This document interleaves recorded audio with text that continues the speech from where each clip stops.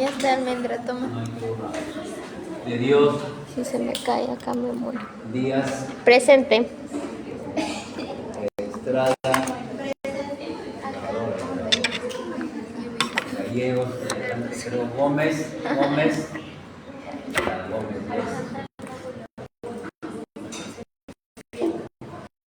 González.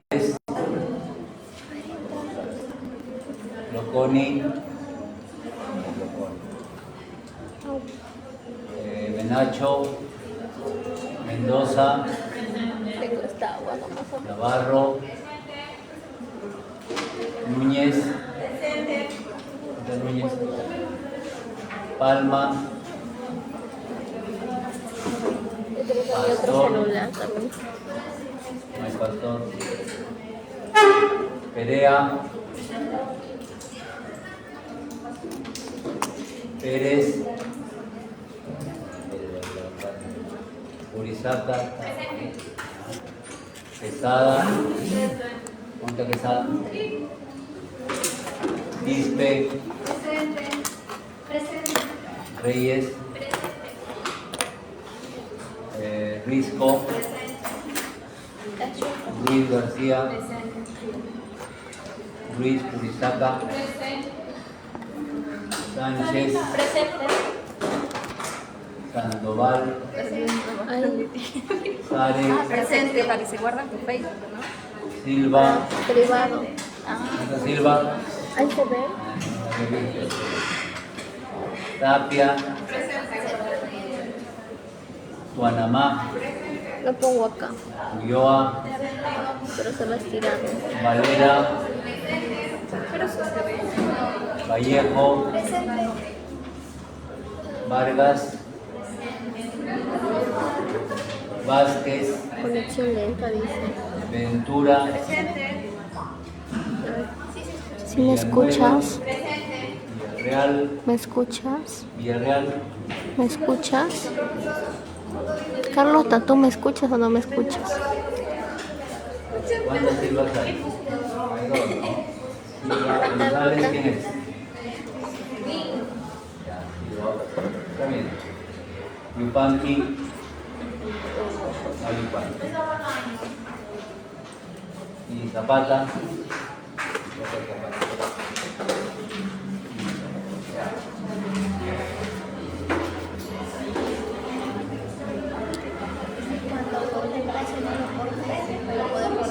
Tu apellido.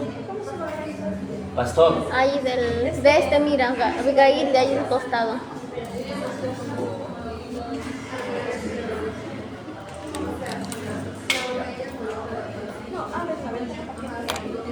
Sí, ábrelo, déjalo abierto, no cierre la ventana. Es que se va a escuchar la música.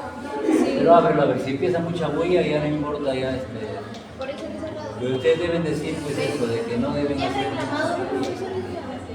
ya demasiado. Ya. ¿Lo sube más? Bajan el volumen, pero hagan despacio.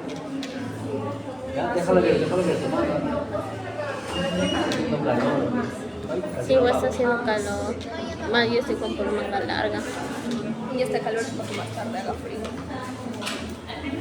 A ver. En privado. Vamos, sí.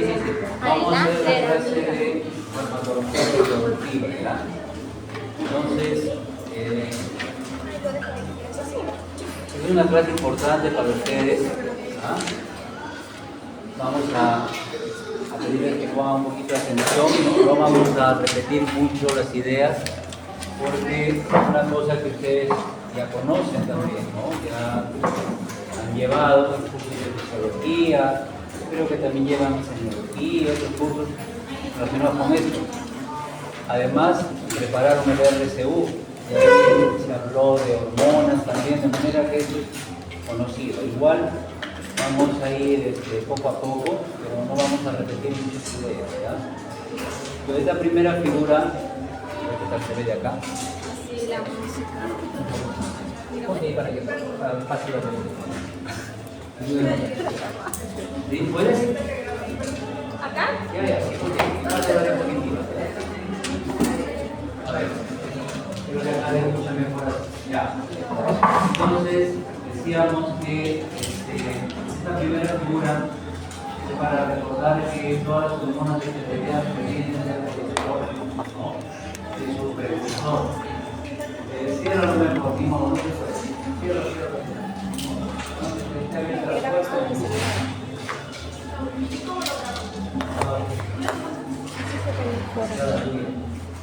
Ya, gracias. Entonces, provienen del colesterol. Si nosotros nos fijamos acá arriba, estamos hablando de pregnilona, luego progesterona, y de ahí podemos tener cortisol, ¿no? Todas esas son hormonas esteroideas, ¿no? Progesterona, a nosotros nos interesa recordar que en la vía de síntesis de los estrógenos, primero están los andrógenos, ¿no? Entonces, primero están hormonas como la de androsterona, que es un andrógeno, androstendiona, igual es un andrógeno, testosterona, y luego de estas ya aparecen la estrona y el estradiol, que es el estrógeno más potente, ¿no? El estradiol más potente formado en el ser humano.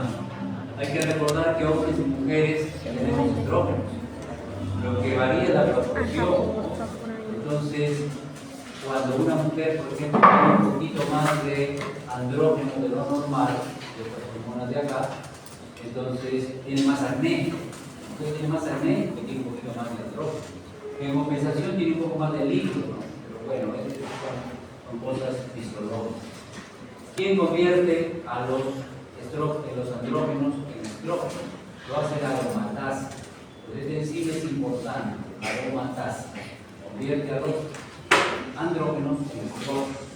De manera que cuando hay enfermedades del ovario o algunos trastornos que inhiban la aromatasa, no toda la hormona masculina se convierte en hormona femenina. Pueden haber ciertos signos de virilización, ¿no? Ciertos signos de virilización en la mujer, ¿no? Entonces eso es otra cosa que hay que tener presente.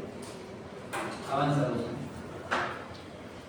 Acá podemos ver los sitios donde hay aromatasa.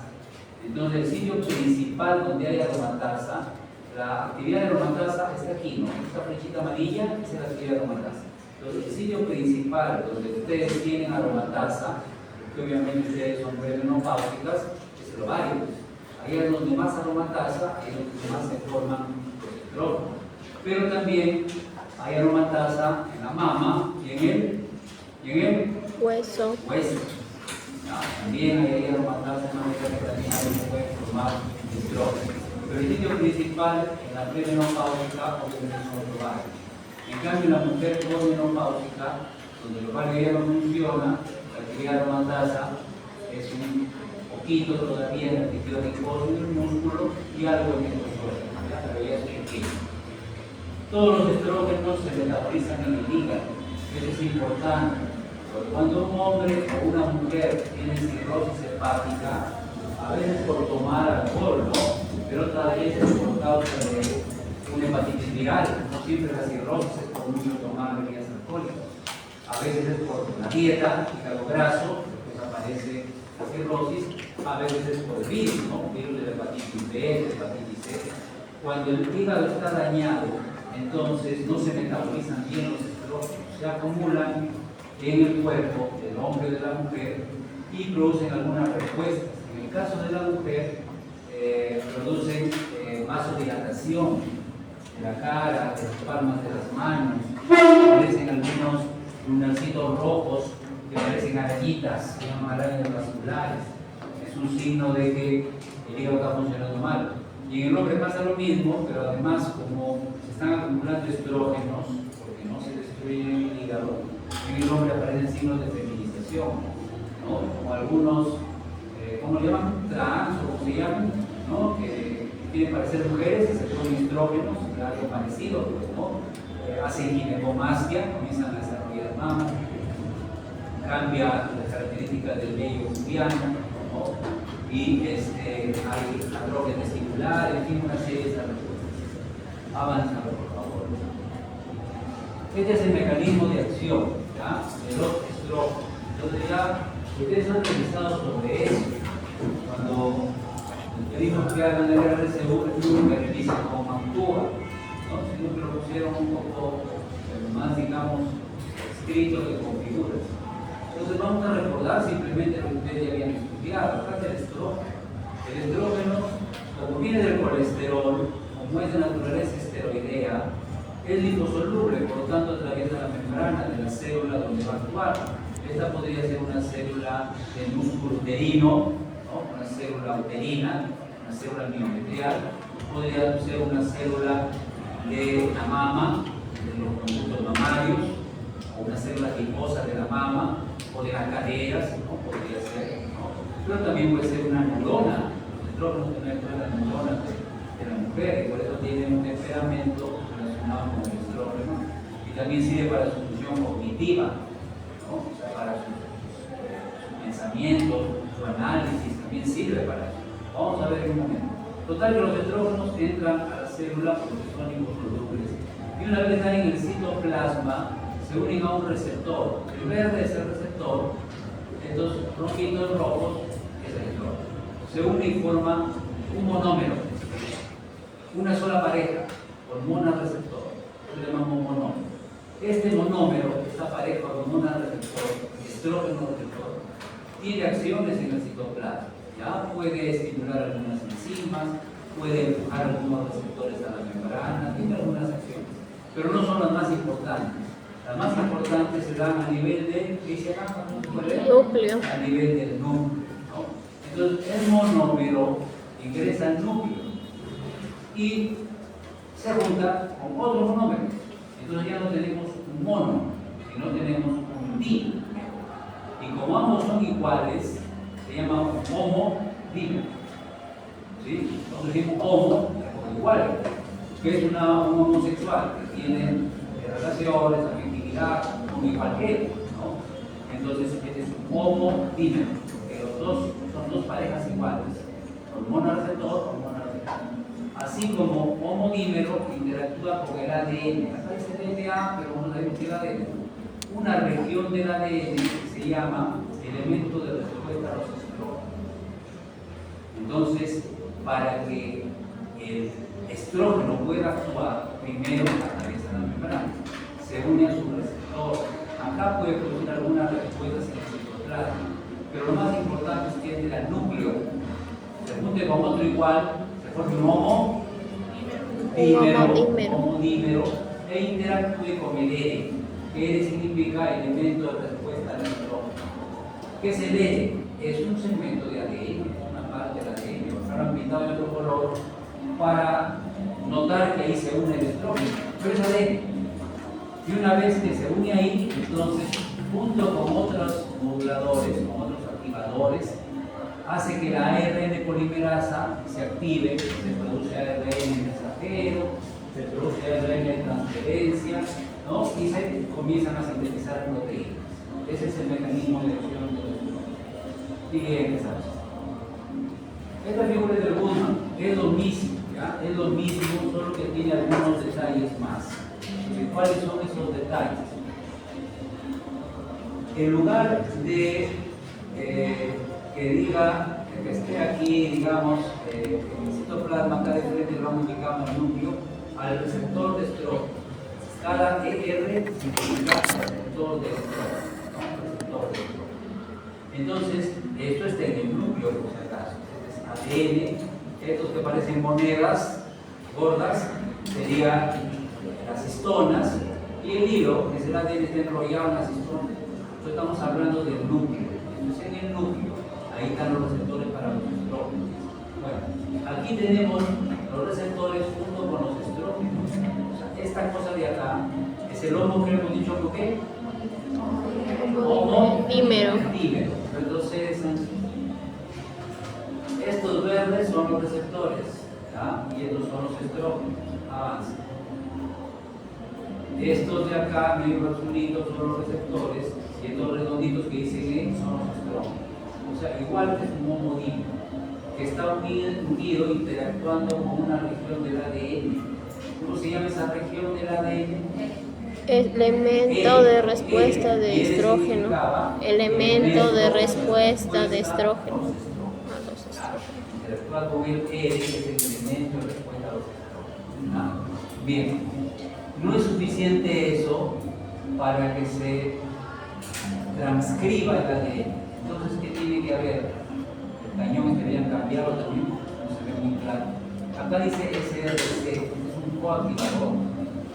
Entonces, para que se transcriban los estrógenos, no solamente tiene que estar el homodímero unido al ADN, sino que también tiene que haber un coactivador. Este coactivador hace que se desenrolle el ADN. Yo lo veo acá arriba que está enrollado y todas las monedas están pegadas, pero aquí las monedas están separadas, el ADN se está desenrollando. ¿Para qué se desenrolla? Para poder transcribirse, para poder copiarse, para formar una copia de ADN o para formar ARN, mensajero, ARN de transferencia. Los ARN ustedes conocen por qué. Entonces, esto es lo normal que sucede todos los días en ustedes, ¿no? En parte también en el varón sucede, pero como hay un poquito de estrógeno y no es tan importante su función, se estudia y se ve más en la mujer, ¿no? Entonces, el homodímero se une al E, que es una parte de ADN, necesita un coactivador, se desenrolla el ADN y se forman copias de ADN o se forma ARN y al final aparece la proteína. Pero ¿qué hay? Es un agonista, es uno que estimula la función. Pero acá hay un antagonista, uno que se opone a eso, que hace lo contrario, ¿no? Que no produce transcripción, bloquea la transcripción, evita la replicación. Entonces, este que está acá, que dice con una letra T, es un fármaco para el cáncer de mama. No vamos a profundizar mucho más, solamente vamos a recordar eso porque es importante. Para el cáncer de mama dependiente de estrógenos.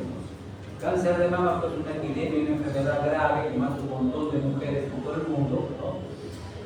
Es un tumor que depende de estrógenos, no siempre, en la mayoría de los casos, pero depende de estrógenos. O sea, los estrógenos lo hacen crecer al cáncer de mama. Entonces, para evitar que el cáncer de mama crezca, para tratar de destruirlo al cáncer de mama, se usa tamoxifeno. El tamoxifeno es un antagonista del receptor de los estrógenos. Evita que los estrógenos puedan actuar.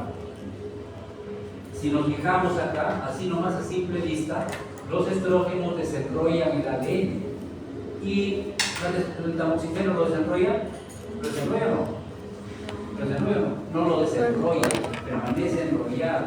De manera que esto que permanece enrollado evita que se reproduzcan las células y entonces el cáncer de mama no crece, disminuye más bien su tamaño, ¿ya? Antagonista, tamoxifeno. En cambio, mientras esté presente el estrógeno, el cáncer de mama continúa creciendo, ¿ya? Por eso se usa este medicamento para bloquear los estrógenos, ¿ya? Creo que se haya entendido, por lo menos ese nombrecito de tamoxifeno, acuérdense. Hay más medicamentos, anticuerpos monoclonales, pero eso ya va más allá de lo que tendríamos que realizar aquí, ¿ya? Siguiente. Y esta es la progesterona. A ver, fijémonos un poquito. Es lo mismo, es el mismo modelo. La figurita es muy parecida, no es idéntica, pero es muy parecida. Estas estrellitas serían la progesterona. La progesterona, entonces, tiene que unirse a estos que parecen cilindros, ¿no? Chiquitos, tinas, si quieren ustedes. Estas tinas, ¿qué serían entonces? Si la progesterona se une y forman un homodímero, estas tinas, ¿qué serían? Serían los receptores de la progesterona. De la progesterona se une a su receptor de progesterona, otra progesterona, otro receptor de progesterona, y acá tendríamos un homodímero. Este homodímero interactúa con el pre. ¿Qué significará pre? A ver, hay que ver por lógica, ¿qué significará pre? Elemento de respuesta de progesterona. Elemento de respuesta a la progesterona. Era el elemento de respuesta a los estrógenos, ¿no? Entonces, pre será elemento de respuesta a la progesterona. Pre a la progesterona. Y no basta esto para que haya transcripción, no es suficiente eso para que haya transcripción. ¿Qué se necesita para que haya transcripción? que participen quién? Los coactivadores. Coactivadores. Recién entonces el ADN se desarrolla y se puede producir la transcripción. Ahí se puede producir la transcripción. Bien.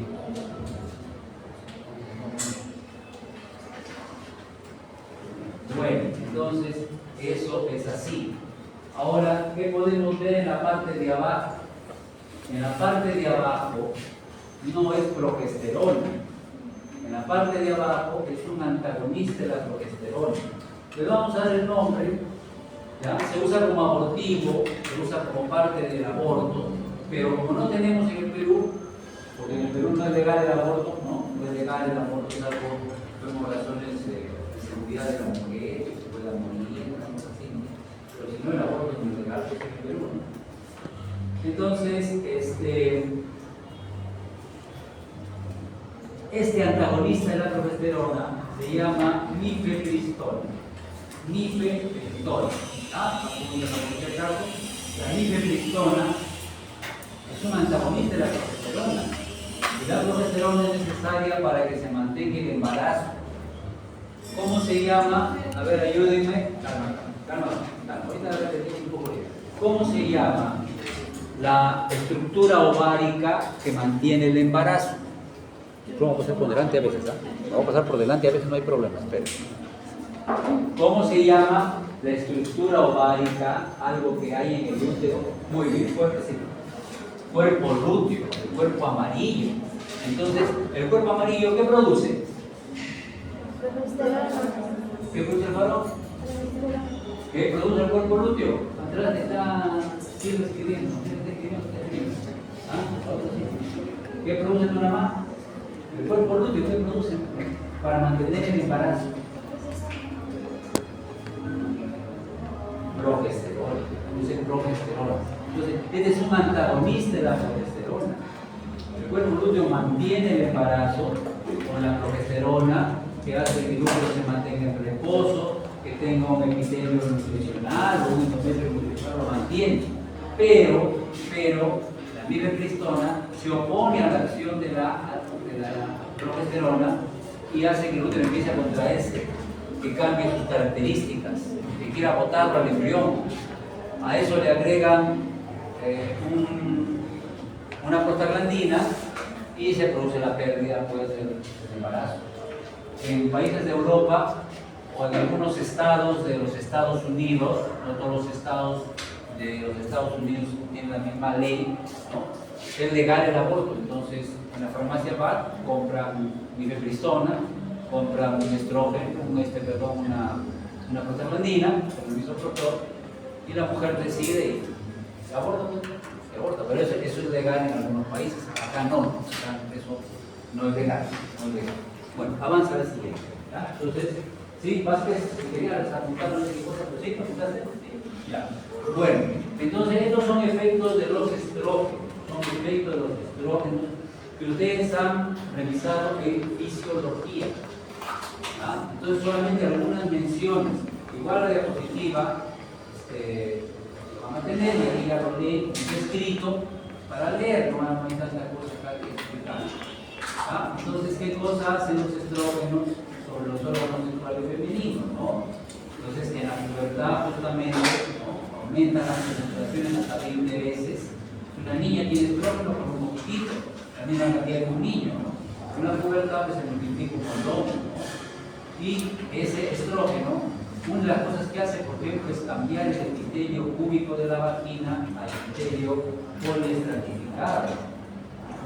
¿Por qué? Porque el epitelio cúbico es como el epitelio pues, de una sola capa. Entonces, una niña obviamente no puede tener relaciones sexuales porque este epitelio, además de otras razones, la vagina no está diseñada para esto en una niña porque este epitelio es muy frágil, se lesiona muy rápido. En cambio, una mujer ya en etapa de edad reproductiva, su vagina tiene epitelio poliestratificado, son varias capas, es como la piel. Tú puedes frotar la piel y no sangra, pues no se lesiona, porque la piel tiene varias capas, es poliestratificada. Igual es la vagina, eso lo hace el estrógeno, de fisiología, ¿no? ¿Qué más hace el estrógeno? Aumenta el tamaño. Eso se llama efecto trófico. ¿Ya? Acá les pregunto por ahí, me van a disculpar en esta parte, pero de este tema, sí las preguntas van a ser más minuciosas, ¿ya? Van a ser más minuciosas, ¿ya? Porque es un tema que ustedes tienen que conocer bien. Además han hecho el RCU, han tenido que revisar, ¿no? Y es parte, sobre todo, si todos los políticos tienen que dominarlo perfectamente, ¿sí? Porque es parte de su área, no de su carga. Si no dominas esto, ¿qué dominas entonces? Entonces, esto tiene que conocerlo bien. Esta clase de acá tienen que conocerla, digamos, a la perfección, ¿no? Entonces, acá tenemos nosotros que hay un efecto trófico. Trófico es crecimiento y desarrollo. Aumenta el número de células, ¿no? Y tamaño, ¿no? No solo crecer es que sea más grande, ¿no? Crecer aumentó pues de tamaño, ¿no? Pero también multiplicarse. Entonces aumenta el número y el tamaño de las células del útero, de las trompas, de los ovarios, de la vagina, en fin, y cambia inclusive el tipo de epitelio.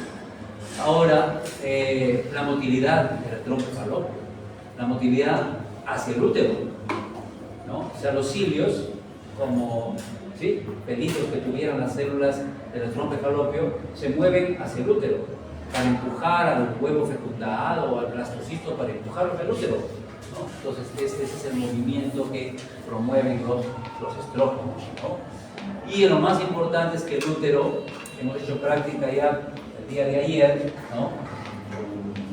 Con la puya, con la cobaya, ¿no? Una cobayita. No hay otra forma, pues hay que sacrificarlo, pero la cobaya ha recibido estrógenos. Hace una semana le estamos inyectando estrógenos. Entonces ese útero se contrae solo. El útero que está bajo el efecto de los estrógenos es muy excitable. ¿Verdad? Fácilmente se activan las células del músculo liso. Espontáneamente se contrae. No muy fuerte, ¿eh? Pero se contrae espontáneamente. Por eso se habla de un útero dominado por los estrógenos. Y la otra cosa importante, las mamas, ¿no? Las mamas desarrollan conductos, ¿no? Los conductos. El estroma, que es el tejido que está por fuera de las células epiteliales, ¿no? Es la parte que, digamos, el tejido conectivo que está afuera, y más depósito de grasa. Pues decíamos algunos trans, bueno, no estamos indicando a nadie, ¿no? Pero algunos varones trans se inyectan estrógeno. Y los estrógenos hacen que haya ginecomastia, que la mama crezca, aumente el depósito de grasa. No se convertirá pues en la mama de una mujer, pero sí hay un efecto sobre el tamaño de la mama, ¿no? Y hasta el siguiente. Y estos son los caracteres sexuales secundarios. Ya esto todo el mundo lo conoce, desde la secundaria, creo que la mujer se deposita grasa en determinados sitios, ¿no? Que las caderas tienen cierta, digamos, estructura, que la piel es más suave, ¿no? Que hay menos acné en la mujer. La mujer que tiene más acné tiene más andrógenos. Lamentablemente, pero si tú ves una mujer que tiene más acné, mucho acné, tiene más andrógenos. Mientras tenga más estrógenos, tiene menos acné. El hombre generalmente tiene más acné. ¿Ya? Pues es así, pues. ¿Sí? Dime. Profesor, y con relación a los anticonceptivos que tienen estrógeno, ¿hacen que eso aumente los efectos aumentan? ¿Los efectos qué? Ah, los efectos que hemos mencionado. Es que las cantidades son muy bajas. Son microgramos. Entonces, hay un efecto, pero es mínimo. De todas maneras, tu pregunta es buena, ¿por qué? Si una mujer ha tenido o tiene antecedentes, su familia, su mamá, su abuela, su tía, materna, paterna, lo que sea, tuvo cáncer de mama, es mejor no usar anticonceptivos con estrógenos, porque hay un riesgo. Ahora, hay algo mejor inclusive, ¿no? A pesar de que el estrógeno de las píldoras es bajo, si ha tenido antecedentes de cáncer de mama, hay un riesgo. Puede hacerse una prueba que se llama detección de HER2. Yo les voy a mencionar un poquito más adelante, HER. Eso se hizo la artista, lo comenté en un momento, creo, Angelina Jolie. ¿Ya? La artista norteamericana se hizo esa prueba, ¿ya? Y detectó que tenía el marcador, ¿no?, en sus mamas. ¿Qué significa eso? Que va a desarrollar cáncer de mama. No ahorita, pero en algún momento. Y si toma píldoras anticonceptivas, más rápido. Esas son las mini píldoras, ¿no? La mini píldora es de progestágeno. Eso no es riesgo. El riesgo es el combinado, el que tiene etinilestradiol con levonorgestrel. El combinado, las píldoras con. ¿Ya? El estrógeno es el problema, no la progesterona, es el estrógeno. Ya estamos hablando de estrógenos. ¿Ya? Entonces, ese marcador es una señal de que va a desarrollar cáncer. Esta mujer se hizo mastectomía bilateral, sin tener nada todavía, ¿sí? Se sacó las mamas. Y luego se ha puesto prótesis. Bueno, si tiene plata, además no es tan cara la prótesis en todo caso. Por acá vemos gente con prótesis, ¿sabes? Es otra cosa. Sí, no es cuestión de cada uno. Prótesis arriba, prótesis abajo, prótesis por todo. No es cuestión de cada uno. Pero en todo caso, lo importante es que se sacó las mamas y ya, pues ya no va a tener las mamas, porque se las sacó. Claro, ya sus hijos también creo que se ha adoptado, uno tiene biológico, pero en fin. Ya, entonces, estos son efectos de los estrógenos. Nos hemos quedado por acá un poco en que el andrógeno influye un poco en el acné, ¿no? En el vello, en la libido misma, y hay efectos inclusive, no están acá, siguiente, a verdad, el siguiente, pero mismo ya, y ahí al siguiente. Hay efectos neuroconductuales. Volvemos en un momento. Yo quiero que se acuerden de esta. Es importante. Los estrógenos inhiben la actividad de los osteoclastos. Los osteoclastos hacen la resorción ósea. ¿Qué es resorción ósea? ¿Qué significa resorción? ¿Qué dice? ¿Qué pasará con el hueso cuando hay resorción? ¿Se forma o se destruye? Se destruye. Vamos a decir que se destruye el hueso. ¿Está bien? O sea, los estrógenos inhiben a los osteoclastos para que el hueso no se destruya. O sea, protegen contra la osteoporosis. Entonces, mientras una mujer está en edad fértil como usted, si produce estrógenos, está protegida un poco contra la osteoporosis. Ahora, si hace ejercicio, mejor, ¿no? Y si toma calcio, mejor todavía, ¿no? Pero bueno, pero tiene un factor de protección por los estrógenos. ¿Y cuando deja de menstruar? Cuando ya tiene más de 40 y tantos años. Cuando tiene 50 años, ¿no? Los 50 generalmente ya toda mujer de menstruar. Ya no produce estrógeno.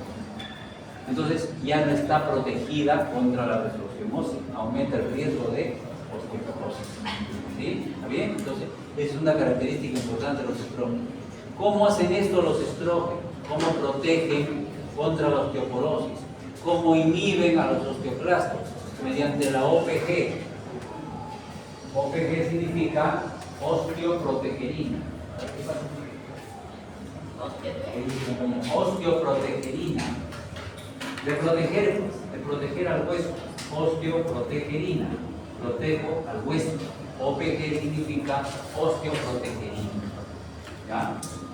Es una proteína que se une al ligando de RAN, que es el que estimula a los osteoclastos. Este que se llama RAN-L, ese estimula a los osteoclastos. Entonces, ¿qué hace la osteoprotegerina? Se une a él y no lo deja que estimule a los osteoclastos. Y entonces, ya no hay resorción ósea, hay menos resorción ósea, hay menos osteoporosis. ¿Sí? Entonces, osteoprotegerina. ¿Ya? Bloquea el RAN-L, que es el que estimula a los osteoclastos. Al no activarse, hay menos osteoporosis. Dale a ver el siguiente, estado que íbamos a decir. Esto es importante, ¿ya? No les voy a preguntar toda esta parte de acá, para decir ya que ven que todo esto tengo que recordarlo, memorizarlo, pero hay señales, perdón, dice acá genómicas y no genómicas, ¿no?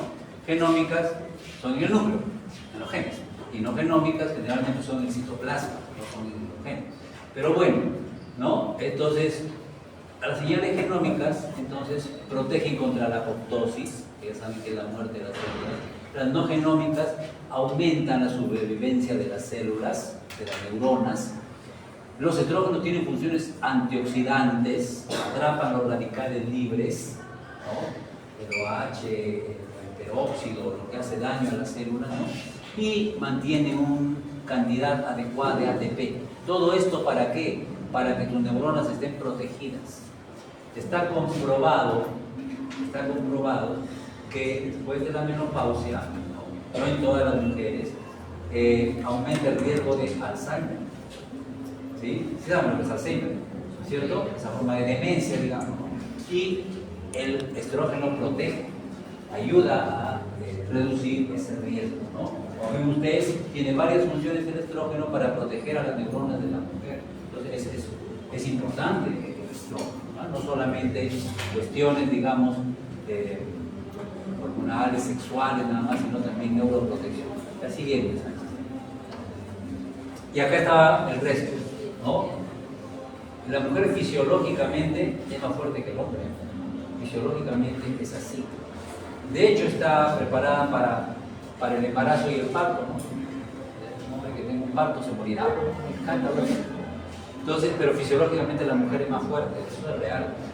Sus estrógenos, entonces, le ayudan a tolerar mejor a la glucosa. Siempre y cuando no coma como vikinga, pues no coma demasiado, ¿no? Tiene menos riesgo de diabetes que el hombre. Entonces, entre un hombre y una mujer doble ancho, o sea, gorditos, que tragan, menos riesgo de diabetes tiene la mujer que el hombre, en promedio, ¿no? Tiene una mejor tolerancia, mientras está en edad fértil. Una vez que pasa la menopausia, ya no tiene estrógenos, ya perdió su protección, ahí sí ya son iguales. Se igualó con el hombre. Igual esto de acá, la mujer produce más factor de coagulación 7. Eso quiere decir que está un poco más protegida contra las hemorragias. Esto es fisiológico. ¿En qué momento utiliza la mujer esto? ¿En qué momento le sirve que su sangre coagule mejor? En el parto, eso es lógico. Para que no se pierda, no se desangre, no se hemorragia. Y en las mismas menstruaciones, ¿no? En las mismas menstruaciones tiene más factor 7 para que no pierda demasiado. Claro que eso depende de cada mujer, ¿no? Una menstruación más o poco menos de eso, ya tienen otros factores adicionales. Pero hay un poco de protección. Sin embargo, esto es peligroso. Otra vez la pregunta de su compañera, ¿no? Si una mujer toma píldoras anticonceptivas que tengan estrógenos, aumenta esto también, la coagulación. Y si ya la mujer tiene varices, es un riesgo de que pueda formar trombos ahí también. Por eso si hay varices muy marcadas, mejor no píldoras anticonceptivas combinadas, no combinadas. ¿Sí?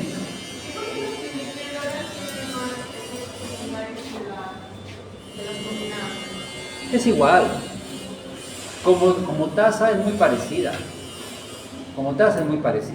No hay mucha diferencia. De hecho, los estrógenos producen más náuseas, más cefalea. La progesterona un poco menos. Como tasa no es muy diferente. ¿Ya? Pero hay que buscar datos estadísticos capaz que digan la frecuencia real, no cuánto es el número real. A ver, esto es fundamental, ¿no? Las mujeres, mientras menstruan, tienen menos riesgo coronario que el hombre, ¿no? O digo que fisiológicamente son más fuertes. O sea, entre un hombre y una mujer, digamos, de 40 años, es más fácil que dé un infarto al hombre que a la mujer. Es más probable que dé un infarto al hombre que a la mujer, porque la mujer produce más que cosa, tiene más HDL. Que dijeron en bioquímica, ¿no? El colesterol bueno, el HDL. Y tiene menos LDL, es el colesterol malo. Esto es un promedio, ¿ah? Desde acá, entonces estoy protegida.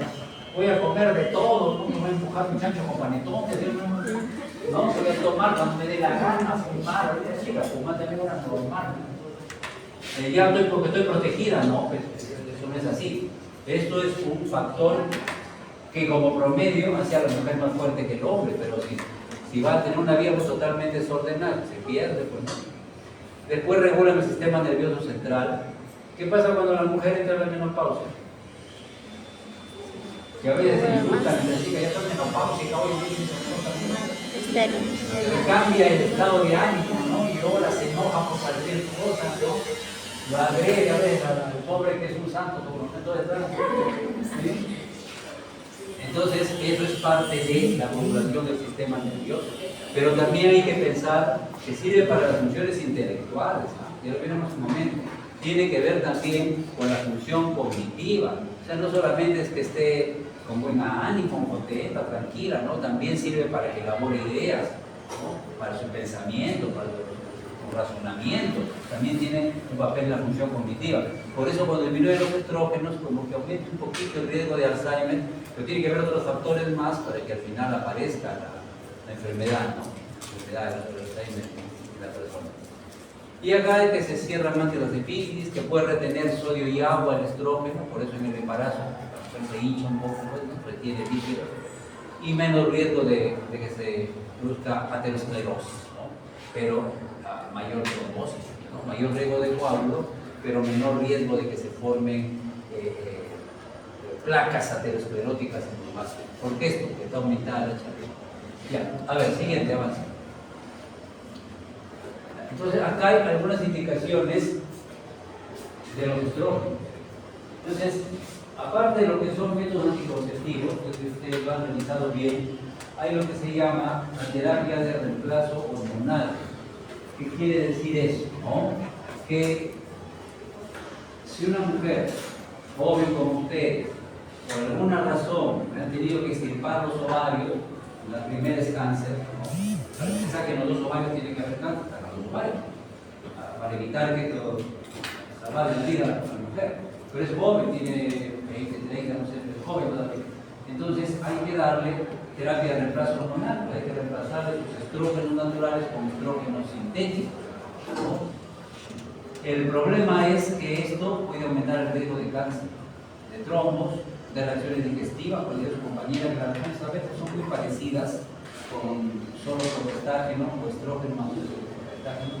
De hecho, las características son culpa de los estrógenos, ¿no? Cefalea, ¿no? Náuseas, aumento de la presión arterial, coágulos y riesgo de cáncer en dos órganos.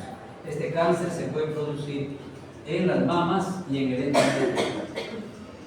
Entonces, mujer que tiene antecedentes familiares de cáncer de mama o de su abuela que se murió de cáncer de endometrio, mejor no usar estrógenos. Siempre que sea posible evitar mejor los estrógenos, porque aumenta el riesgo de cáncer de mama y de endometrio. No de cuello, ¿eh? Todo el mundo sabe que el cáncer de cuello uterino es una cosa y el endometrio es otra cosa. ¿Ya? El endometrio se llama también cáncer uterino. El cáncer de cuello, papilomavirus, otra cosa, el cáncer de cuello uterino. ¿No? A ver, ¿qué estás haciendo? Silva, ¿qué? Porque Silva ahora está delante. Silva, ¿qué? Yo no sé qué tiene con el cabello. Saltar ahí. Bueno, por lo menos no duerme ya. Entonces, control vasomotor, prevención de osteoporosis, menor riesgo cardiovascular, son cosas beneficiosas de la terapia de reemplazo hormonal. Pero estos son riesgos que se corren. Entonces, se usa terapia de reemplazo hormonal en mujeres jóvenes que han perdido los ovarios. En posmenopáusicas, no. Pero tiene mucho bochorno.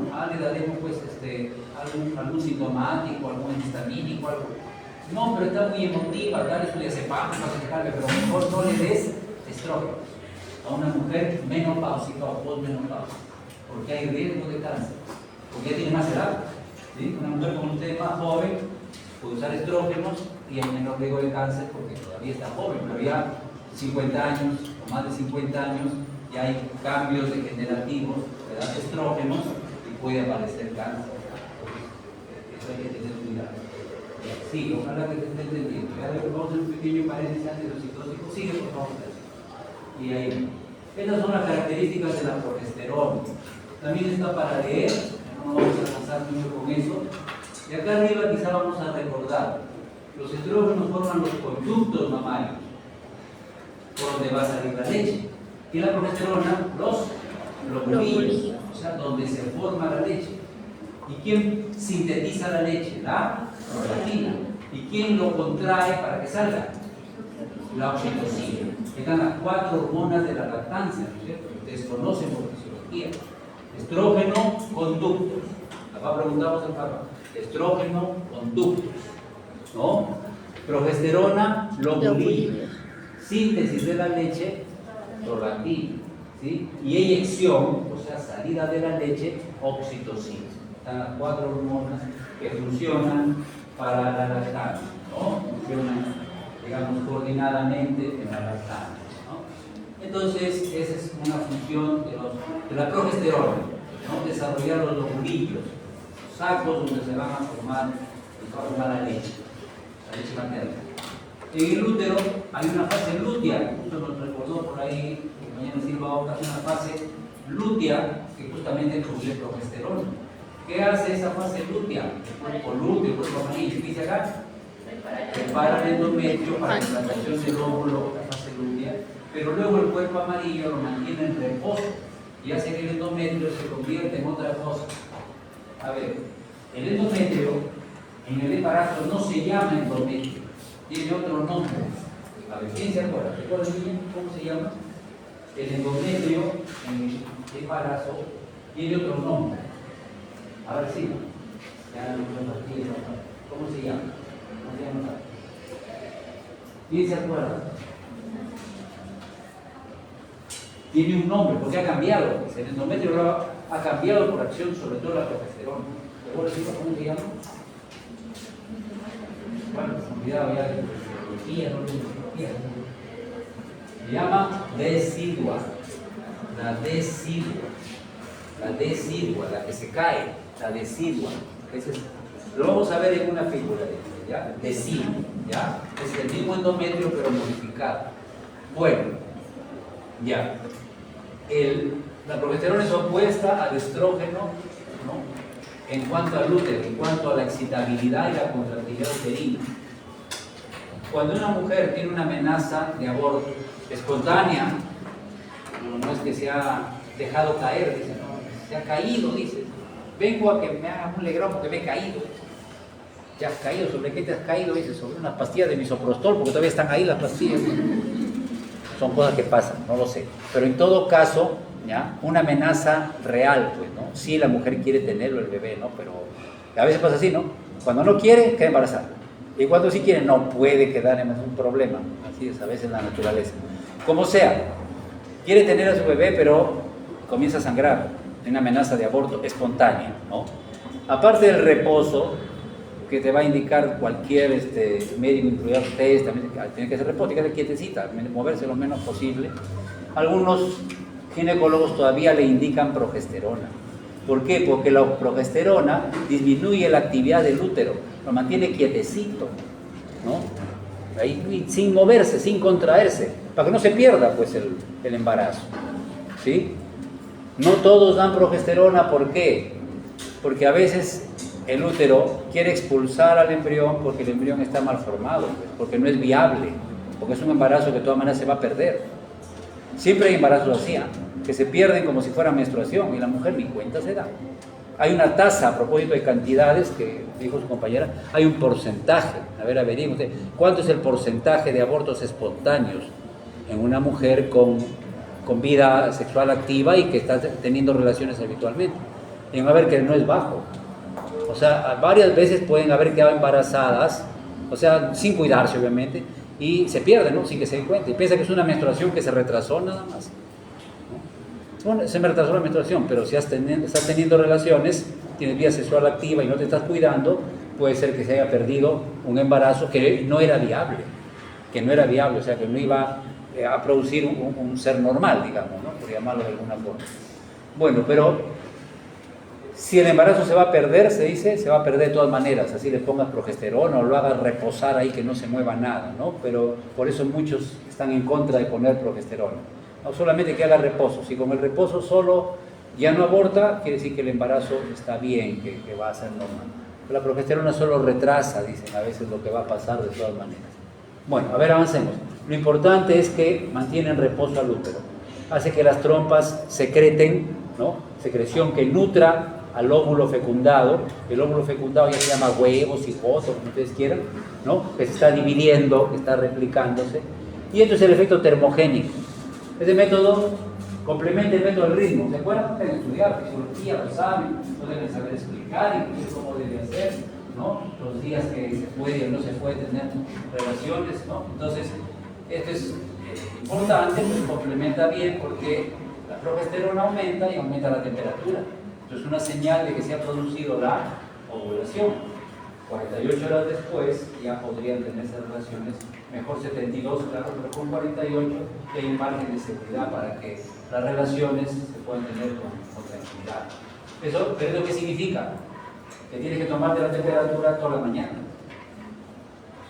Porque tiene que ser temperatura basal. Te levantas de dormir, ¿no? Después toma la temperatura, apunta. Ya luego te vas a hacer lo que tienes. Todos los días así, ¿no? Y el día que la temperatura aumentó, entonces ese día hay ovulación. 48 horas y ya se puede tener relación. Es así, ¿no? Entonces, no es tan seguro obviamente, ¿no? Pero es un método que puede ayudar, ¿no? Puede complementar el método del ritmo que tiene. Bueno, ya, a ver, sigue por favor. Ya, y esto solamente lo vamos a mirar ahí, porque esto lo conocen ustedes, van explicando inclusive, ¿no? A los de otras carreras, ¿no es cierto? Digo, yo les he visto explicando, ¿no? Porque están engañados, no creo, ¿no? Entonces, estos son los efectos de los estrógenos, sobre todo inhibiendo la fase folicular, ¿no es cierto? El desarrollo de folículo, que se convierte en folículo maduro. Luego viene la ovulación, que requiere un pico de LH. Pero ese pico de LH está asociado a un pico de progesterona. Son dos picos de dos aumentos, progesterona y LH. Sin el aumento de LH no hay ovulación. Ahora, el estrógeno obviamente previene que se desarrolle el folículo, ¿no? Entonces, si no hay folículo maduro, no hay óvulo. Si además de eso, la píldora combinada que hizo su compañera tiene etinilestradiol y levonorgestrel, el levonorgestrel inhibe el pico de LH y además hace estos cambios que ustedes conocen en el moco, en la trompa, en el endometrio, ¿no? Y entonces el levonorgestrel de emergencia, que es la píldora al día siguiente, solamente hace esto. Folículo ya hubo, óvulo hay. La cosa es que no ovule, o si ovula, que esto lo proteja de quedar embarazada, ¿no? Que esto lo proteja. Entonces la idea es digerirlo precozmente. ¿Cuánto es el tiempo? ¿Hasta cuánto tiempo se puede tomar? 72 horas después de la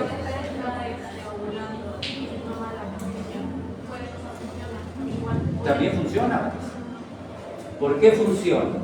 Entonces, ¿qué les explicó a los muchachos? No, es que yo había visto también que supuestamente cuando ya hay ovulación, ya no, o sea, la pastilla la tomas, pero ya no, a veces ya no funciona. A veces, tú lo has dicho. Pero si lo tomas precozmente, todavía puede funcionar. Por razones que ustedes deben conocer de fisiología. Y eso deben haber investigado también para poder explicarte a los chicos. Y les faltó un poquito. ¿Ah? La idea es que lo tome precozmente, ¿por qué? Supongamos que ya terminó el momento feliz, ¿no? ¿Sí? Ya está, terminó la relación. No es un momento feliz, es una forma de llamarlo. Listo. Terminó el encuentro en el ring de las 4 perillas, ya. Terminó el encuentro. Ya terminó, tomas pastillas, pues no. Ahí máximo una hora después tomas la pastilla. Puede esperar que mañana lo compro, ¿no? Vuelta mañana, tiene clase de fármaco, no lo puedes comprar, ¿no? No lo compro a la hora 97ª, ya cuando ella se va a vencer el tiempo lo compras, va a fallar. Si ha habido ovulación, va a fallar. No sirve, por las puras de tomado igualita no me sirvió de nada. No sirve, mentira. ¿Para qué lo tomas tan tarde? Si ovula, supongamos que tú tomas la píldora terminando la ovulación. Y vamos a suponer que has ovulado ahí al mismo momento con el entusiasmo, ovulaste también simultáneamente. Ovulaste y a la hora terminar tomaste la píldora. Pero ovulaste, ya el óvulo está. ¿Cuánto tiempo, ves fisiología, cuánto tiempo va a demorar el óvulo desde que sale del ovario hasta llegar al tercio externo? ¿Sí? La trompa se divide en 3 tercios, el tercio donde debe producirse la fecundación. ¿Cuánto demora? Tienes que la célula tiene que caminar todo ese recorrido. 24 a 36 horas más o menos. Tienes todo ese tiempo todavía. Ojo, es desde el óvulo a que llegue hasta ahí. ¿Ya? El espermatozoide que estando, el espermatozoide está en el fondo del saco vaginal posterior. Ahí han sido depositados los espermatozoides en la relación. Ahí están. Pero están quietitos. De vuelta les digo en un momento, están quietos. ¿Por qué están quietos? Tú vienes mamá, ¿sabes por qué están quietos los espermatozoides? Están calentando cuerpo, están entrenando ahí para el partido. Por el pH, muy bien, tu mamá, por el pH ácido de la vagina. Por eso el semen tiene un pH básico. Algunos dicen, entre comillas, que huele como lejía, que huele como sea, pero tiene un pH básico. Es así, estamos hablando de gente adulta. Joven. Entonces, tiene un pH básico el semen. ¿Para qué? Para protegerse de la acidez de la vagina, pero los lactobacilos, ¿no es cierto? Producen un pH ácido. Entonces, hasta que eso se neutraliza, hasta que el pH del semen, que es básico, lo neutraliza al ácido, ¿no? Pasan más o menos 3 a 4 horas. Luego los espermatozoides ya se ponen moscas, están quietos hasta que el pH ya está como para poder moverse. Y ahí comienzan a correr. ¿Cuánto tiempo va a pasar desde que comienzan a correr hasta que entran por el cuello? ¿No? Son 12 horas más o menos. Y de ahí hasta que lleguen a la trompa, que son otras 36 horas. Todo ese tiempo se suma. Por eso es que se dice hasta 72 horas después.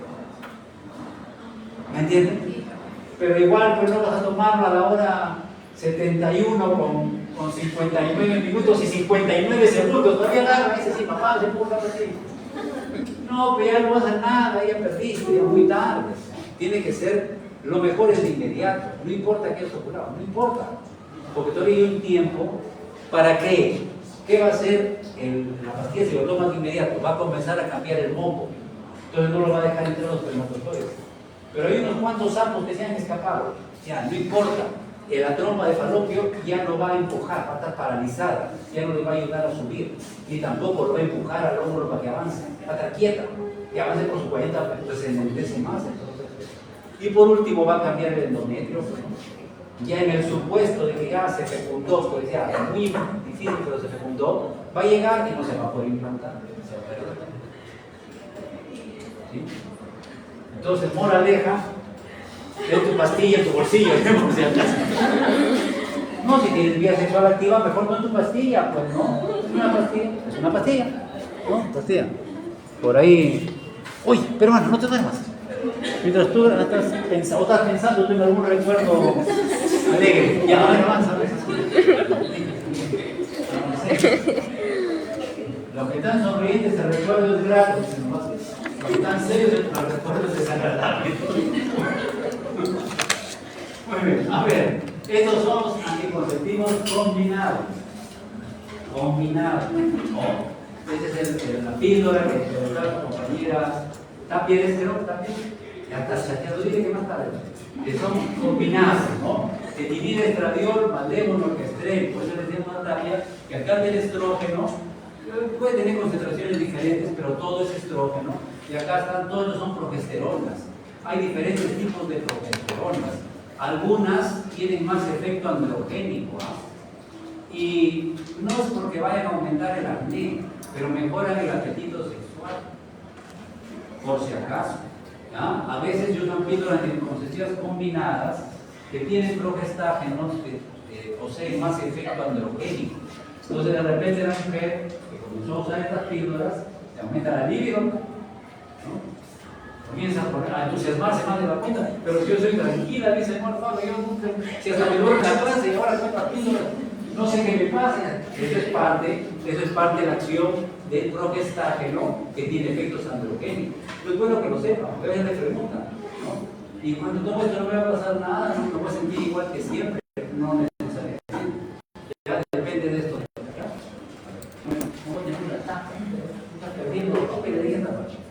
No pierda la tapa. Estos son las simples. Son 21, ¿no es cierto? Acá dice el día 1 al día 21. Después vienen 7, que es sulfato ferroso, que es el mismo. Pero ese divide estradiol más un progestágeno, uno de estos de acá. Generalmente el levonorgestrel, ¿no? Ese es combinado. Todos estos son combinados, pero son más caros, ¿ya? Y tienen diferentes concentraciones. Si ustedes se dan cuenta, de las 21 pastillas que hay acá las 21 pastillas son igualitas todas. Todas tienen la misma cantidad de esto y la misma de esto, digamos 50 y 250. Pero aquí, las 5 primeras pastillas tienen una cantidad de estradiol de levonorgestrel. Las siguientes 6 tienen otra cantidad. Y las siguientes 10 tienen otra cantidad. O sea, acá hay 21 pastillas de 3 colores diferentes. ¿Ya? De 3 concentraciones. ¿Y por qué lo han hecho así? ¿Cómo se llama esto? Que ya es caso de casi no, porque no se usan casi las mujeres. Se llama tritilado. Se llama tritilado. Es un combinado, pero con concentraciones diferentes. ¿Y por qué es así? ¿Por qué no así nomás todas las pastillitas igualitas? Porque unas con una combinación, otras con otras, ¿no? Para que se parezca más al ciclo sexual de la mujer. Como el estrógeno no es igual los 21 días, ¿sí? El estrógeno en tu cuerpo no es igual los 21 días y la progesterona es igual, a veces está un poquito más alto, a veces un poquito más bajo. Para eso han hecho esto, han inventado esto, para que sea más fisiológico. Pero se ha encontrado que es lo mismo que acá. Entonces normalmente casi siempre las píldoras vienen así, ¿ya? 21 pastillas con estrógeno más progesterona en una misma concentración. Avanza expresar. Ya. Y esto ya lo leen ustedes. Está en inglés, el nivel médico, insisto, es leíble, ¿no? ¿Hasta qué hora tenemos? 4 meses, está ahí el tiempo por hablar de otras cosas que no vienen atrás. Entonces, acá hay algunas características de los contraceptivos hormonales. Acá es recombinado. Si quieres salir, sal, no hay problema. Porque tú te parabas, querías salir porque a veces quieren salir, hermano. No hay problema. Acá está progesterona más estrógeno, lo habitual. Este es lo que pedimos que revisen. ¿Se acuerdan? El DIU, si no que dice IUD, porque está en inglés, pero al revés, el DIU, ¿no? El DIU con qué cosa? Con hemodestreo. ¿Qué es lo que se debe usar? Todavía hay té de cobre, pero el té de cobre no es muy adecuado. Pero bueno, en misa lo tiene, lo coloca y pero esto es mejor, porque tiene dos efectos importantes. Para una mujer que ya tuvo hijos, mejor. No debe usar normalmente la que no ha tenido todavía, porque después cuando quiera tener va a haber problemas, va a demorar, sobre todo por los cambios en el endometrio. Bueno, pero es una mujer que tuvo 1 o 2 hijos, ya se quiere quedar ahí, como sea, y se coloca un DIU de estos, va a haber amenorrea en 8 de 10 pacientes, o sea, la mayoría va a tener amenorrea. ¿Qué es amenorrea? Ausencia de menstruación. Y esto es bueno. Esto es bueno, sobre todo si la mujer no tiene buena hemoglobina. Una mujer tiene una hemoglobina buena, ¿no? Sobre todo las que vienen de la sierra tienen mejor hemoglobina, pero en la altura la hemoglobina es mejor, ¿no? Pero en la costa la hemoglobina es un poco más baja. Encima menstruan pues 10 días, hay que se van en sangre, se acaban las toallas de la mujer, ¿sí? Entonces esto es bueno para esas mujeres. Van a dejar de menstruar y hay que convencer a las mujeres que son de las zonas más alejadas que esto no es malo, como decir, no estoy menstruando, mejor que si no, porque mi mamá dice, mi tía dice de que te vas a volver loca, que esa sangre es mala, que tiene que perderse, perdón, estupideces que cree la gente. ¿Por qué la sangre es mala? ¿Por qué tiene que perderse? Se pierde, bueno, porque se desprende en el endometrio, pero si no menstruas mejor, pues se queda tu sangrecita adentro, estás menos anémica. Entonces, eso es una ventaja. Y lo otro es que alivia los cólicos menstruales. Reduce los cólicos menstruales que maltratan tanto a algunas mujeres, ¿no? Reduce los cólicos menstruales. Ya, avanza, no creo que yo, citóxicos. Sí, porque no van a ya. A ver, los citóxicos son bonitos. Avanza más. No hacemos paréntesis, no nos van a ganar la hora. Esto es el determinismo del parto. Esto deben haber aprendido ustedes en fisiología. Pero como a veces me quedan dudas de lo que aprendieron en fisiología, lo he dejado ahí. ¿No sepan? Los papás no les dijeron, o si les dijeron, no hicieron caso, como a veces acá. No estuvieron en la clase. No sé qué pasó. ¿Por qué? ¿Qué determinismo del parto? ¿Por qué empiezan las contracciones uterinas? Cuando ya se van a cumplir las 40 semanas. Si el bebé ha estado quieto, el útero está más o menos quieto, ¿por qué de repente comienzan a aparecer las primeras contracciones uterinas? Porque se supone que el feto ya está a término. Y si ya está a término, ya está maduro, ya puede nacer, entonces su eje hipotálamo, hipófisis, corteza suprarrenal, hipotálamo, hipófisis, corteza suprarrenal, ya está maduro también. Ya está en las 39, 40 semanas, ya está funcionando bien esto. Por lo tanto, comienza a producir 2 hormonas. Fíjense, así la secuencia, ahí lo está grabando. No está de más que lo pase a tus compañeros, lo colocas y lo pasas. Estás grabando, entonces facilita poner más atención y apuntar menos. Entonces, 2 hormonas produce esta corteza suprarrenal madura: cortisol y dihidroepiandrosterona. El cortisol producido por el feto, feto dice acá, producido por el feto, pasa a la placenta y las membranas fetales, que son 2. ¿Cuáles son las membranas fetales? Ya nos olvidamos. El corio y el ámnio, el corio y el ámnio, ¿sí? Las bolsas que dicen que hay que revisarlo después del parto, toda la vaina. Bueno, ya, el corio pasa ahí, este cortisol pasa a la placenta de la membrana fetal, y ahí en la placenta hace que se forme, ¿qué cosa? Oxitocina.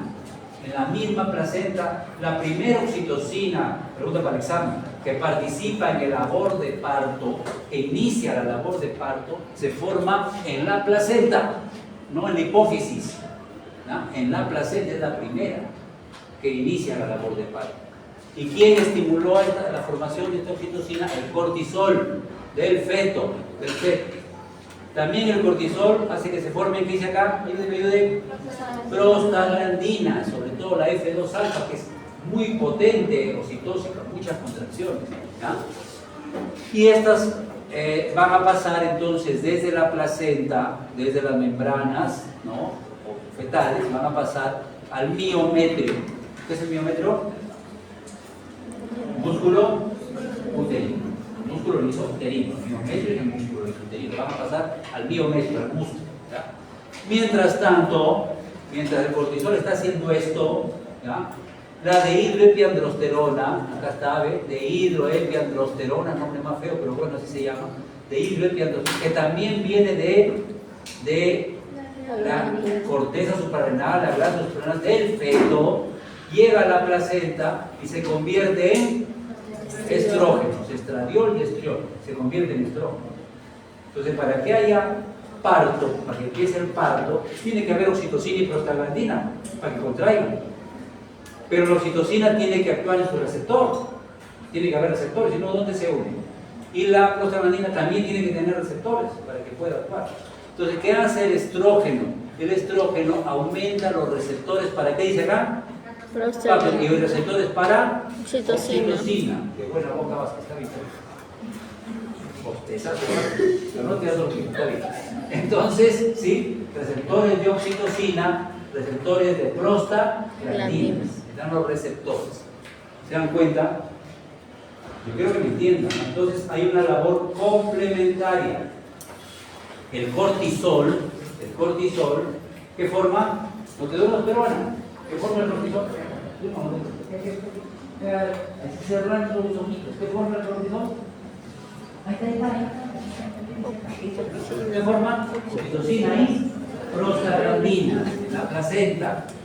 Y el estrógeno, el estrógeno forma receptores para que actúe la oxitocina y la prostaglandina. En el miometrio, en el músculo uterino.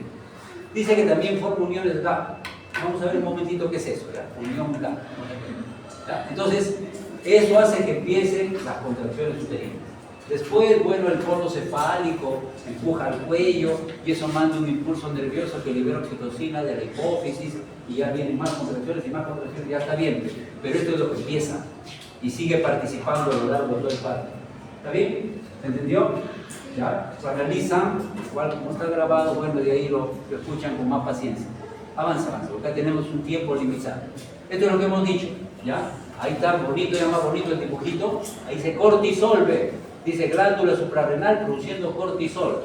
El cortisol además forma el surfactante, ¿se acuerdan? Líquido, sustancia tensoactiva, para que el bebé pueda respirar. ¿Ya? Eso, también participa en eso.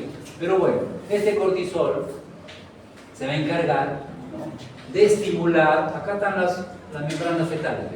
¿El qué dice acá? El ángulo. ¿Y acá qué dice? El corio. Aquí se van a formar prostaglandinas, oxitocina, y van a pasar hasta el miometrio. Miometrio. No, mío, no tuyo, no, mío, ya. Miometrio. No, miometrio, músculo lisouterino. Miometrio, músculo.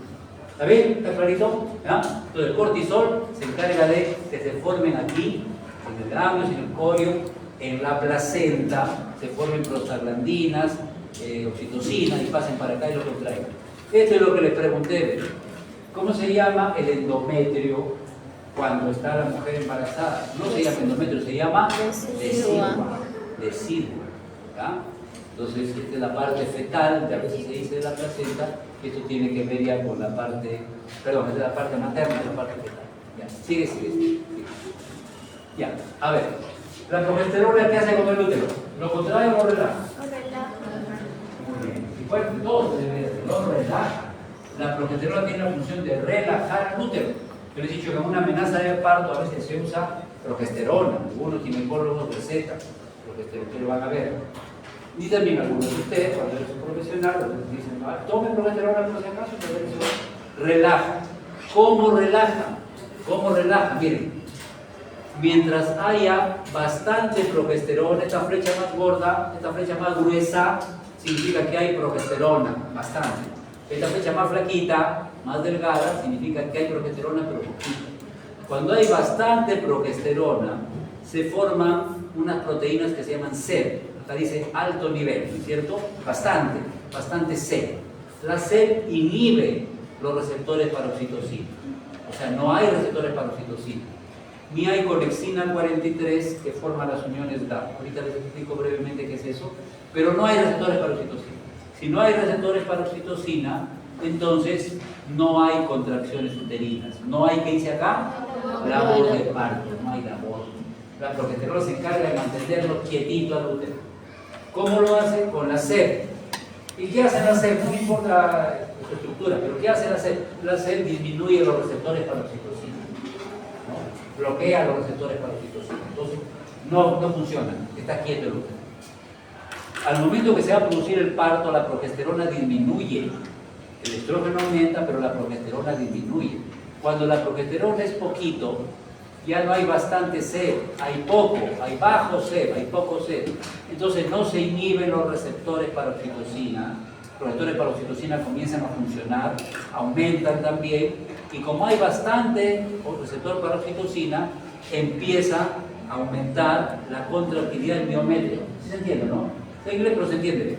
Aumenta, se incrementa las contracciones del miometrio y se inicia la...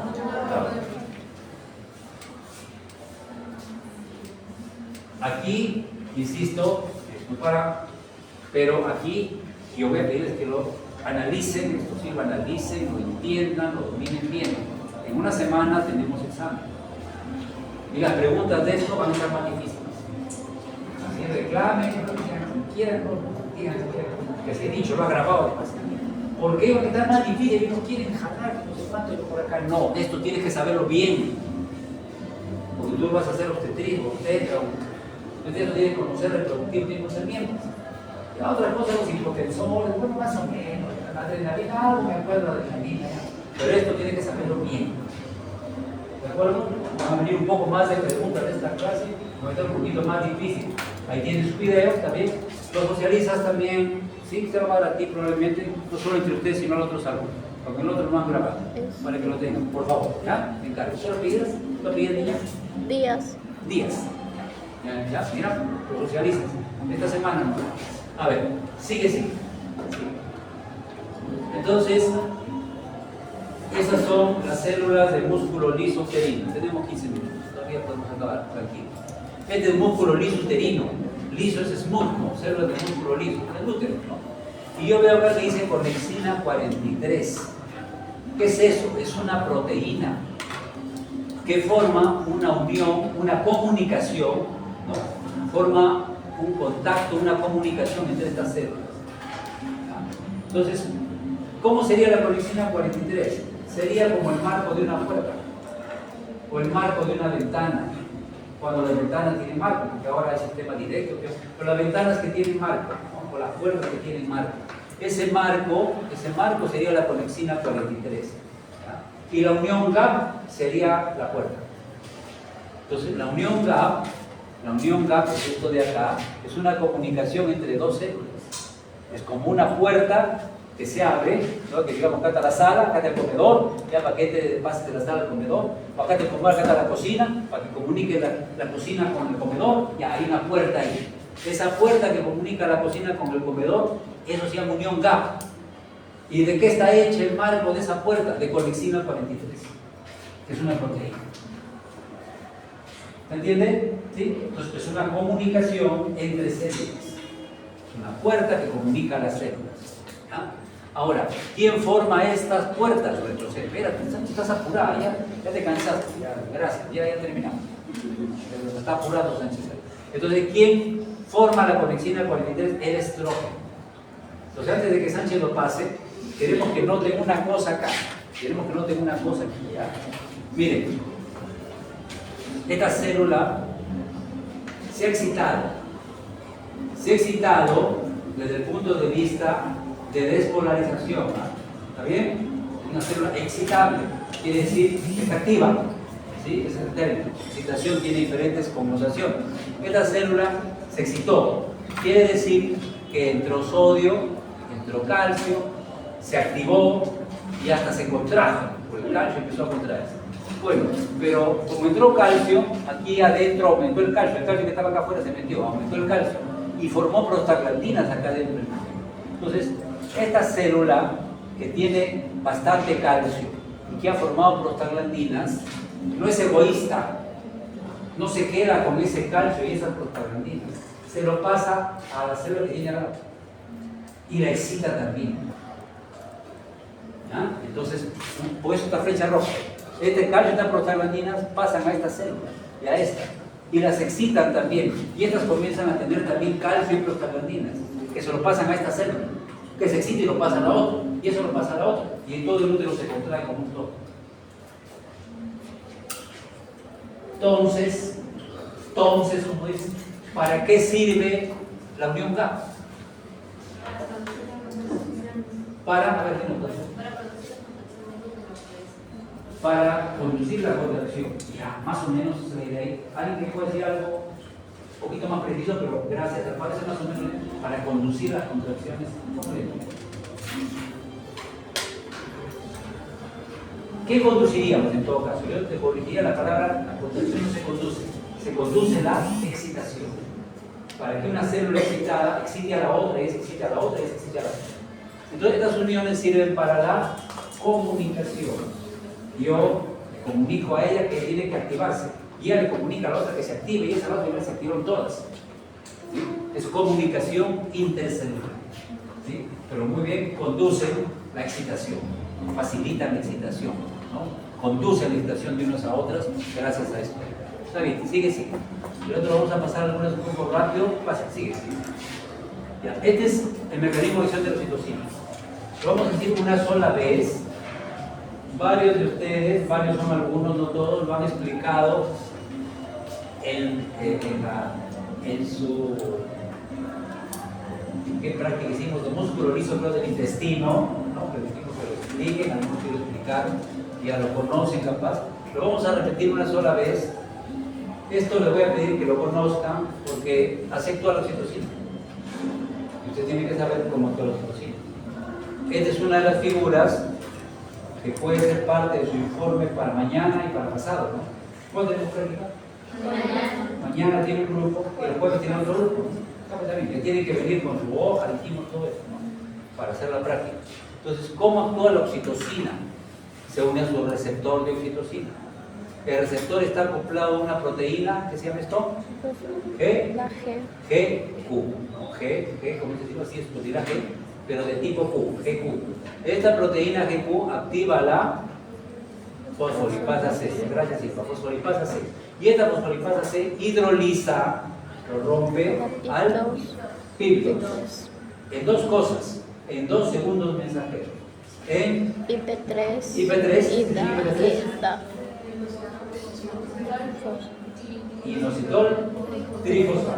Inositol trifosfato. Y en La diacilglicerol. Bien, diacilglicerol. ¿Veis? Ahora, pues ya lo he hecho. Entonces, cuestión de recapitularlo nomás esto. ¿Qué hace el IP3? Se une al retículo sarcoplásmico y hace que salga calcio. Pero es un poquito, no sale mucho. ¿Pero por qué? Porque es un sarcoplásmico chiquito. Este es músculo liso, este es el útero, el músculo liso uterino. ¿Y qué hace el diacilglicerol? Activa la proteína sinasa C. Gracias, Pablo. Proteína sinasa C. Esta proteína sinasa C fosforila al canal de calcio, dependiente del ligando. Y este canal de calcio deja que entre calcio de afuera. Entonces tenemos calcio que sale del retículo y calcio que viene de afuera por un canal dependiente del ligando. Pero además del canal dependiente del ligando, hay otro canal de calcio que se llama dependiente de voltaje, que es el más importante y el que mete mayor cantidad de calcio.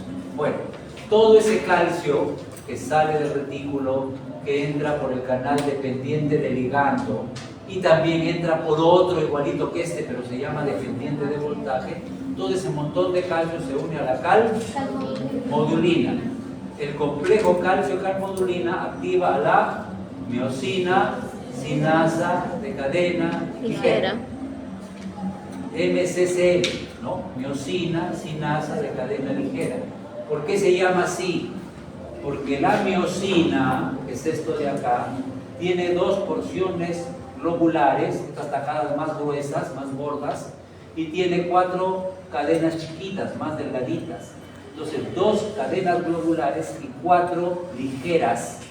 Esta miosina sinasa lo fosforila a una de estas cadenas ligeras y eso le da energía para utilizar ATP y unirse a la actina. Y eso es contracción. Así se produce la contracción del músculo liso uterino, ¿ya? Por acción de la oxitocina. Igual es el misoprostol, solo que el receptor, todo esto es igualito en el misoprostol, todo es igualito. ¿Qué es lo que cambia? El receptor. El misoprostol tiene un receptor EP1, acá en lugar de RO va EP1. Es otro receptor, pero todo el resto es igual. ¿Verdad? Muy bien, también pues, pero el receptor es otro. ¿Qué receptor es? Que han dicho ustedes seguramente su hoja. Ya lo han terminado, su hoja ya está lista para la frente, con todos los dibujos. ¿No? Nada hecho en la noche. ¿Qué voy a hacer? Nada. ¿Sí es? Profesor, ¿cuál dijo que era el receptor de misoprostol? EP1. Y el receptor de la ergometrina, que es el otro citóxico, es el receptor alfa-1. Es de la adrenalina, alfa-1. Alfa-1. Ese es para la ergometrina. ¿Ya? Después, para la oxitocina, el misoprostol y la RO. Ya es Pero todo esto es igual. Todos se comportan igual. Todo por dentro, todo es igual. ¿Ya? Lo que varía es el receptor, ¿no? Aquí donde dice RO, lo cambian por EP. Si dice EP1, es para el misoprostol. Y si dice alfa-1, es para la ergometría. ¿Sí? ¿Ya? No hay problema. Avanza, ya no van a ganar. Esto un poco rápido, ya quedan 10 minutos más o menos.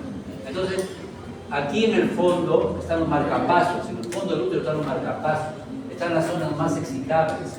Aquí empiezan las contracciones uterinas. ¿Ya? ¿Quién estaría aquí entonces? Están las células más excitables.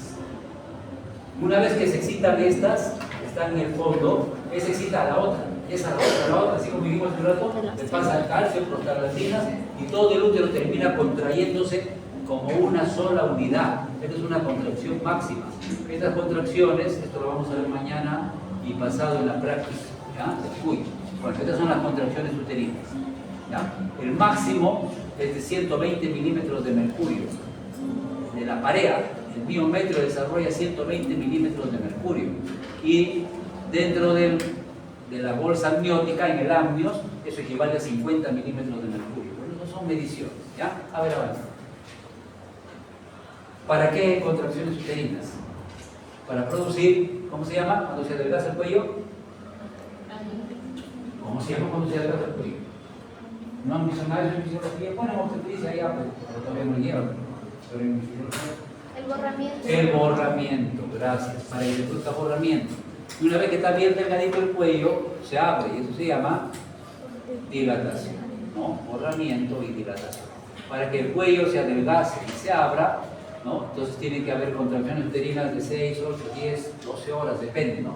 Contracciones para que se dé esto. Sigue. Estas son las contracciones, ¿ya? En milímetros de mercurio, vienen de presión intramniótica, pero lo vamos a ver mañana en la práctica. Sigue. Tienen una intensidad, ¿no? Tienen un máximo y tienen un tono basal. Estas son contracciones que se pueden dar a las 20 semanas, que ni se sienten, muy chiquitas. Estas son las contracciones de Braxton Hicks, que se presenta más o menos a las 30 semanas de embarazo, que la mujer dice, se enduró mi barriga, ¿no? No se enduró su barriga, se enduró el útero, ¿no? Pero no le duele, pero sí sintió que se enduró, ¿ya? Una contracción no dolorosa. Y esto es la labor de parto, pues. Primero 3 contracciones en 10, después 4 en 10, al momento que la cabeza ya del bebé está bajando y comenzando a querer salir expulsivo, 5 en 10. ¿no? 5 contracciones en 10 minutos. 1 minuto de contracción, 1 minuto de relajación. 1 minuto de contracción, 1 minuto de relajación. Son seguidas, ¿no? Y los minutos de relajación pasa sangre al bebé. Mientras la contracción es máxima, el bebé no recibe sangre. Pero no se asfixia porque tiene una hemoglobina diseñada para eso. Más bien eso lo prepara para llorar fuerte cuando sale, ¿no? Por eso hay a veces problemas con la cesárea. Como en la cesárea el niño estaba durmiendo ahí, ¿no? El bebé estaba durmiendo. Lo corta que lo sacan. Llora, que llora, como que te hubieran sacado de tu cama, que estás despierta, de morir llorar a veces. En cambio, con una labor de parto, las contracciones están haciendo que haya un poquito de hipoxia en el bebé. Llega menos oxígeno y él está ya empezando a sentir que estímulos para respirar. Entonces, cuando nace de un parto vaginal, respira rápido y fuerte. En cambio, cuando lo saca de ahí del útero por una cesárea, no tenía ningún estímulo. De repente estaba ahí totalmente descansando y vamos a ver. No llora, pero demora. ¿Ya? Entonces, todo tiene su fisiología. Después de que sale la placenta, entonces ya vienen contracciones para reducir el sangrado, ¿no? Este es el puerperio, ¿no? La parte posterior al parto acá. Todavía hay contracciones, ¿ah? Pero son para que disminuya la hemorragia. Sigue, niñas. Vamos a los medicamentos. Cuidado con la ansiedad, ¿no? La ansiedad produce adrenalina. Cuando la persona está muy nerviosa, cuando la mujer es muy ansiosa, produce adrenalina. Y la adrenalina puede disminuir las contracciones uterinas. Eso puede suceder, ¿ya? Entonces, por eso sí funciona la psicoprofilaxis, ¿no? Sí funciona la psicoprofilaxis obstétrica, sí ayuda. No es determinante, pero ayuda, avanza. Ya. Acá están los fármacos oxitóxicos. Ergonomina o ergometrina es lo mismo. Vamos a poner ergometrina, oxitocina y misoprostol, todos actúan de la misma forma. Los 3 fármacos oxitóxicos necesitan calcio, aumentan el calcio. Y el calcio viene de 3 sitios. Tiene 3 orígenes, si quieres, el calcio. ¿Ya? El calcio viene del retículo sarcoplástico. El calcio entra por canales dependientes de ligando y también entra por canales dependientes de voltaje. Ahí están las 3 fuentes. ¿Cuál es la más importante? Voltaje. Esta es la fuente más importante de calcio. Cuando se bloquea este canal, el útero se relaja. Pero hay calcio que sale de aquí, que viene por aquí, pero no es suficiente. La mayor cantidad de calcio viene de acá. Si esto se cierra, el útero no se contrae. Recuerden esto, ¿ya? Esta es la fuente principal de calcio. Ya, sigue, sigue.